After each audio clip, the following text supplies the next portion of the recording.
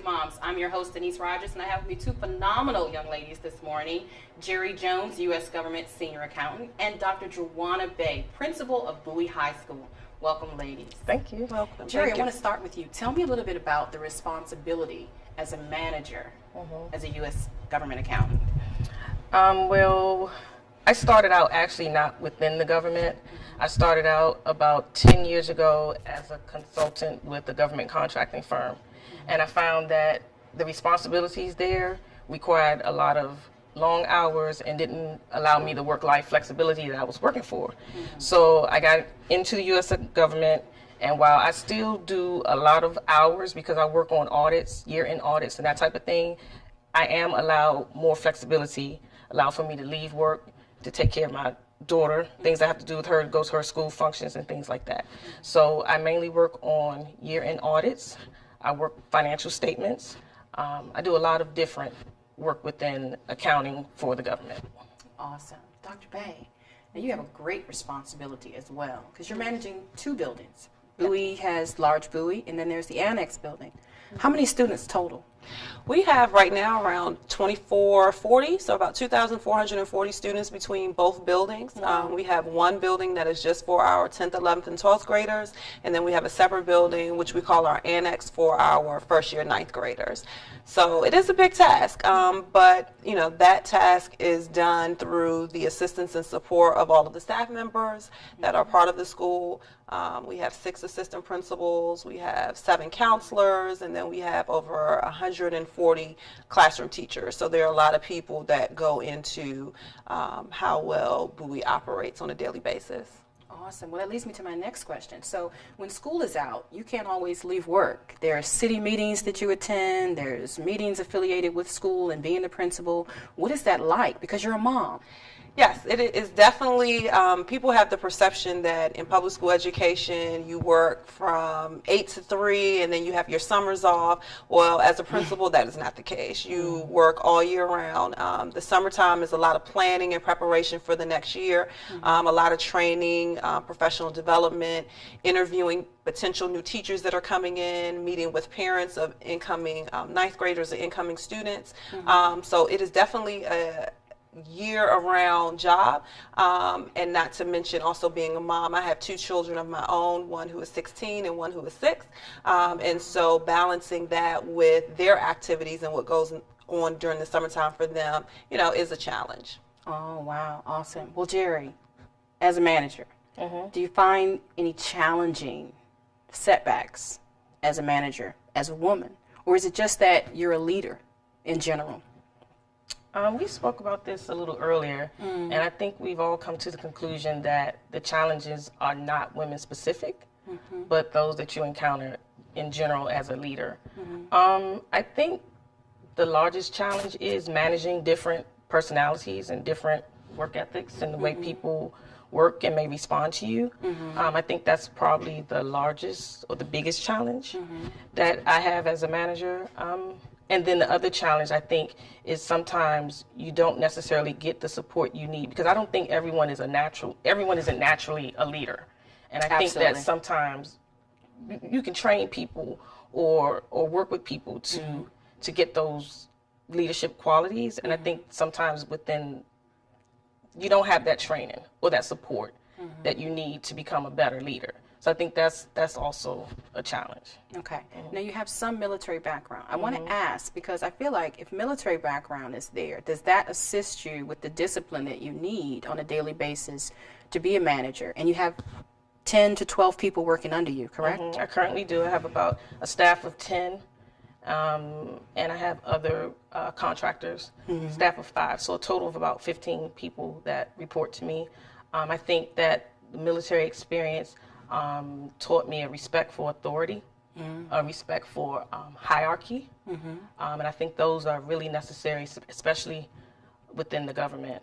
And like you said, the discipline that's required.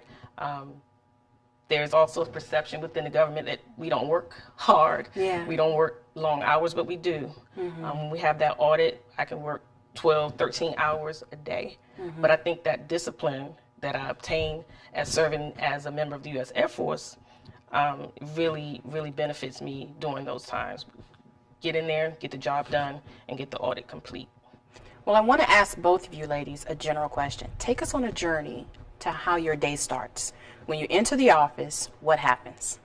Anyone can go first. Well, I can start with that question. I can say that as a principal, there isn't a typical day. Okay. Every day is very, very different. It just depends on what's going on, depends on the time of the year. But we do start in the very beginning.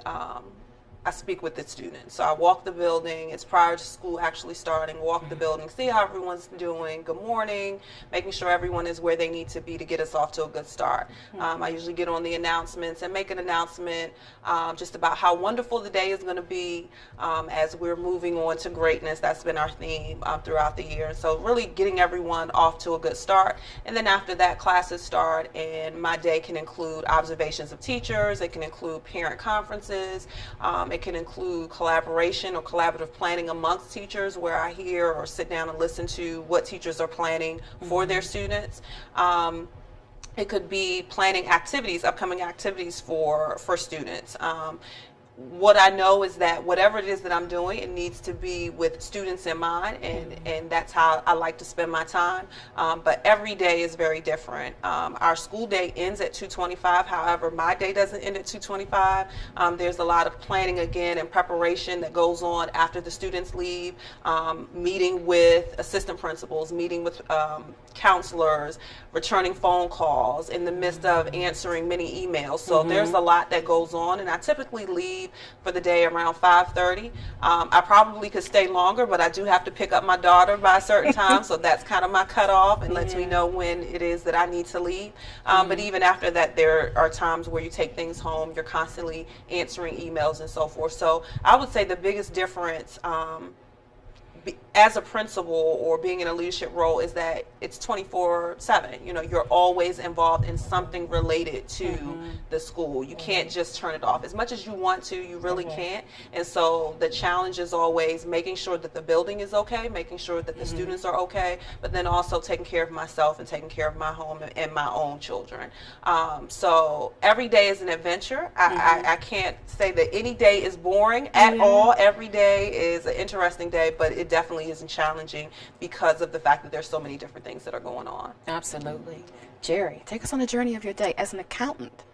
That's a busy title. Just to piggyback on Dr. Bay, I've learned over the years that as a manager, you're called upon for different reasons by so many different people.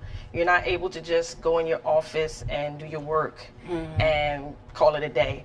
So what I find best for me is when I come in the morning, I've already had a full morning by getting my daughter off to the bus stop and commuting into work. Absolutely. So I have to sit at my desk and make myself a to-do list before my meetings start, before I walk around to find out what everyone is working on. So for me, that works best for me. Is the first thing is to sit down and make a to-do list, incorporate whatever meetings I have to attend and that type of thing. We're really deadline driven. Okay. We have a calendar that we're up against.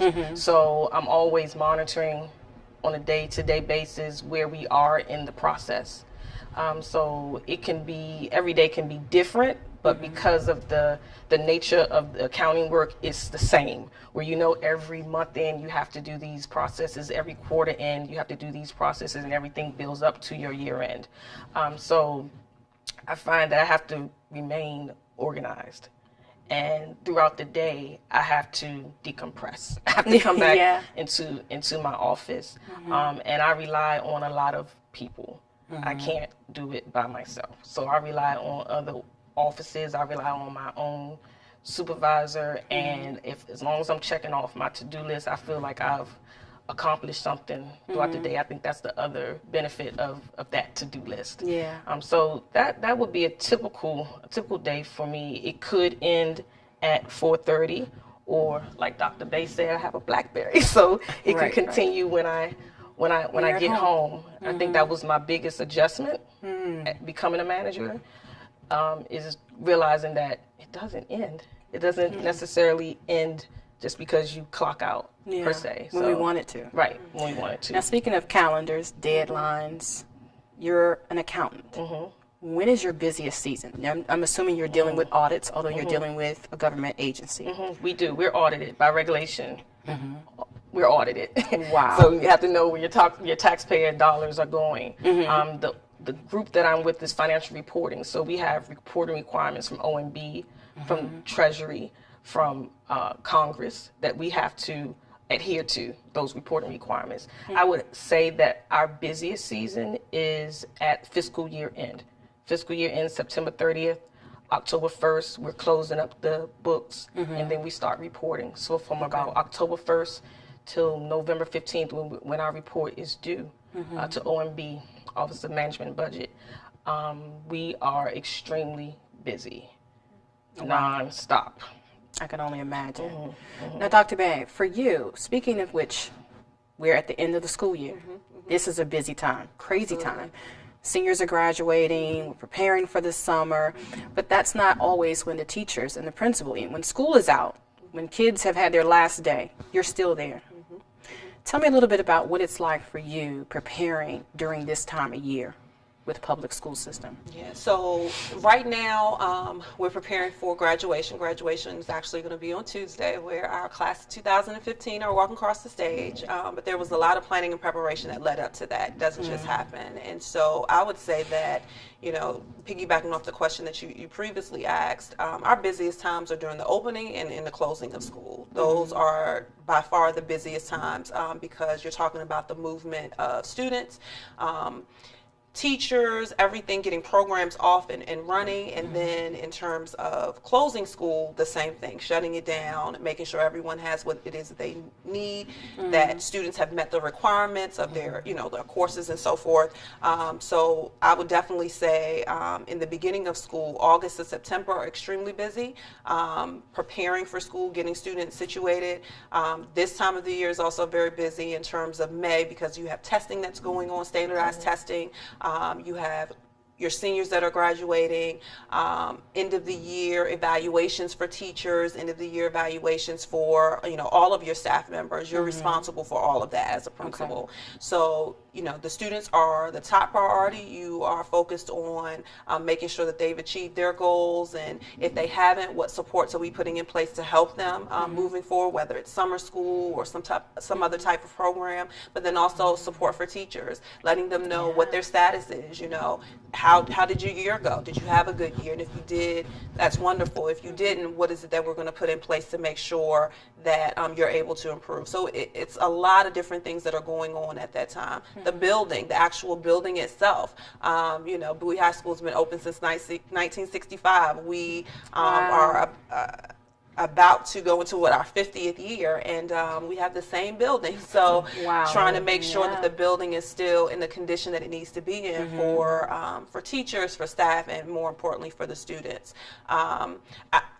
I attribute the year, it's almost like a roller coaster. You know, you start, it seems like during the summertime, it seems a little steady. And then the beginning of the year, it's just like, whoa, here we go. And then you have your ups and downs throughout. And then you have that one big hill, you know, getting to the end. But then after that, you have the opportunity to start all over again. You have the opportunity to reflect on, you know, what went well, what didn't go so well, so that we can, you know, continue to improve.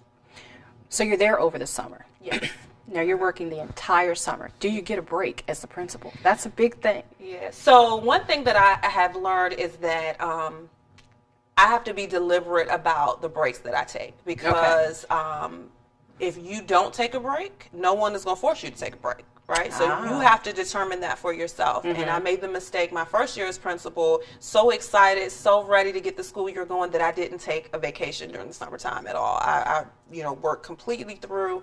And so you worked through the whole year? Yeah. So that year, my first year, I worked through the entire year. I didn't take any time off.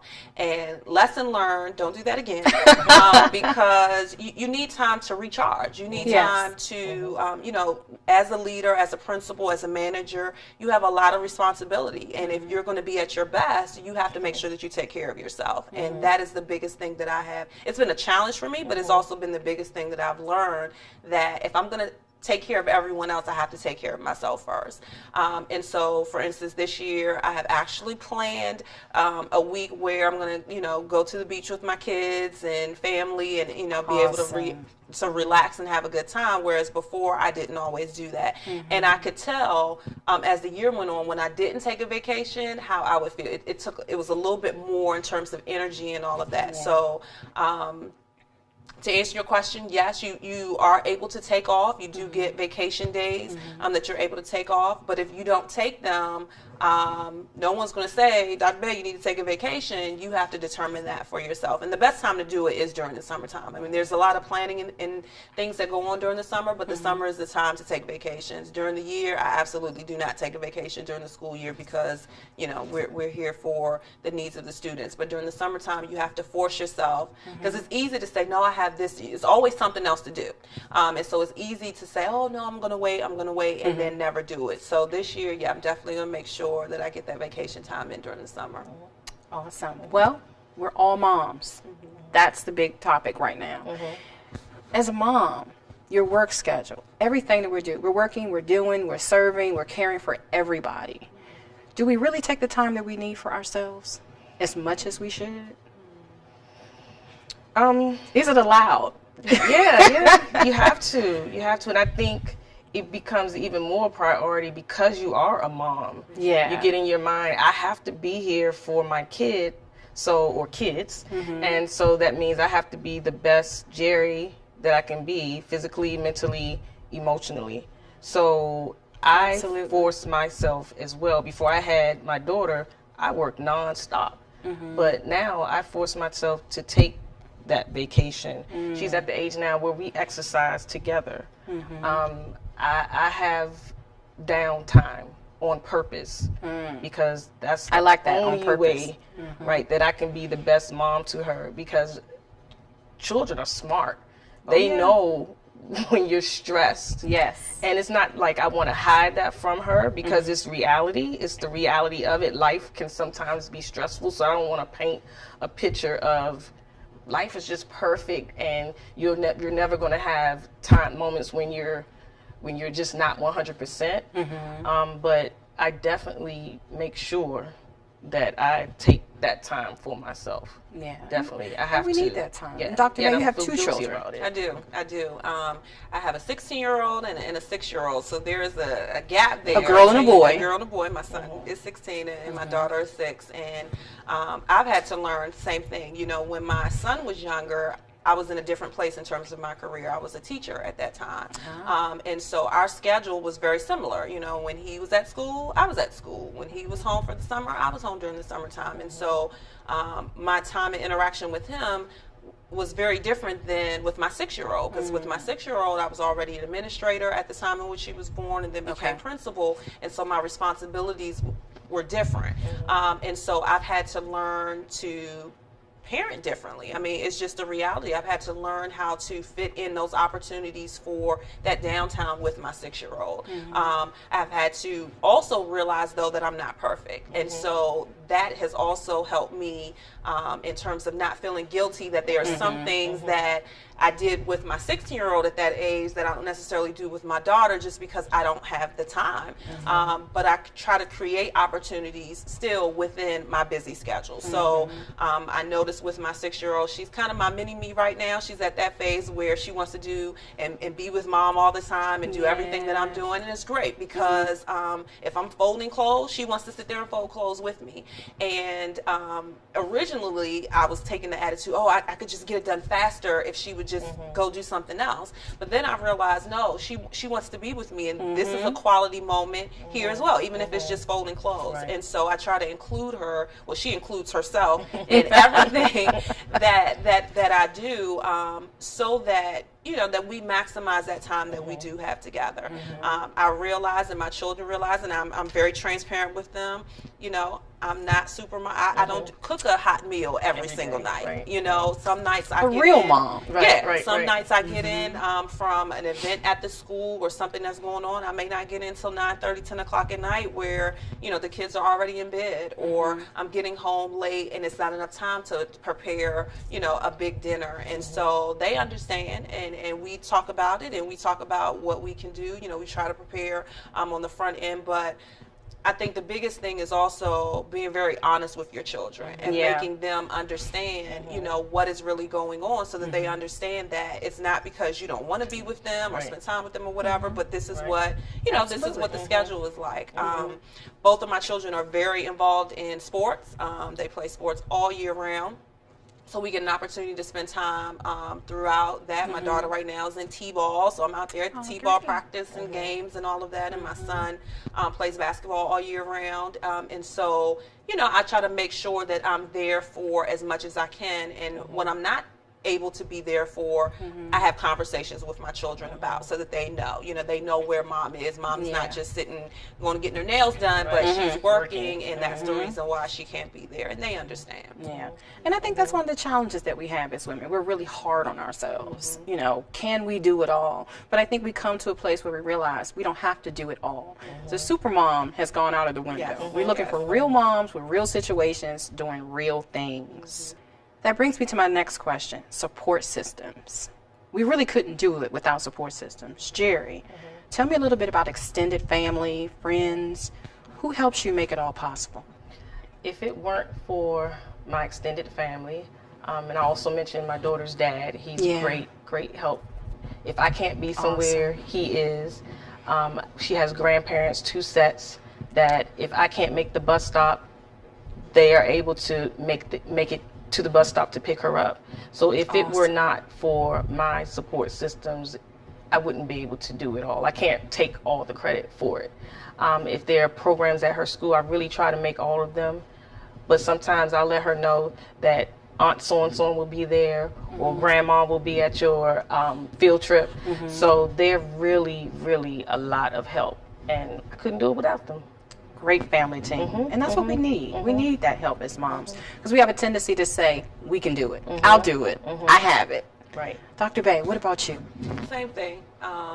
If it wasn't for Dad being there to step in when, kids need a ride or something that's going on at the school or something, or some activity that I'm not able to be there for.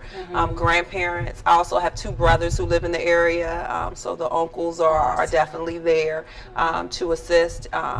Couple of aunts. So my family is generally from this area. So, there's always someone that's available, whether it's a pickup, a drop off, attending a function. They're always there. And that's so important. Because you can't do it all. And trying to do it all is just not good for everyone. And so the kids understand that they have more of a support. It's not just mom. They know mom is always going to be there, but they also have other support systems outside of mom that are able to assist them. And it gives the kids a good balance. They're spending time with mom, dad, uncle, grandma, aunt, and it gives them a sense of reality, because you have a daughter and you have a daughter. It allows her to see that as women, we can say we need help. When we raise ourselves to that higher standard and our daughters are watching, it affects them, and with that tendency of, hey, I'm a little superwoman and I can do this, and it makes for less failures in the future. Well, I want to say thank you, ladies, for coming. You did a phenomenal job, and I just am so appreciative for you. Again, I'm your host, Denise Rogers, and thank you for tuning in to the Society Moms Talk Show. We'll see you next week, and remember to take care of you.